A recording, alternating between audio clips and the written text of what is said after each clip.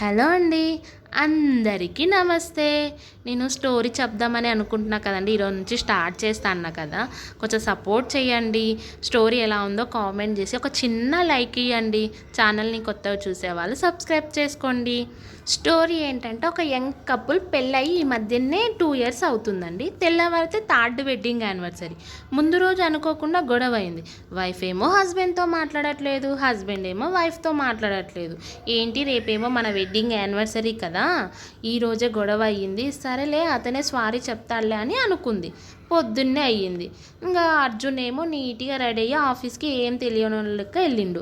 ఇంకా అర్జున్ ఆఫీస్కి వెళ్ళాక ఫోన్ చేయలేదు. ఫోన్ చేయకపోతే ఈవినింగ్ ఫోన్ చేస్తాడులే, 4-4:30 అవుతుంది కదా అని ఆమె అనుకుంటే ఫోన్ చేయలేదు. అయితే ఇంకా కొత్తగా మ్యారేజ్ అయిన వాళ్ళు కదండి, వాళ్ళు యూజువల్గా ఏమనుకుంటారు, క్యాడిలెట్ డిన్నరో, అప్పుడే కొత్తగా పెళ్ళయింది కదా, ఏదో అలాంటి ఎక్స్పెక్టేషన్స్ ఉంటాయి కదా.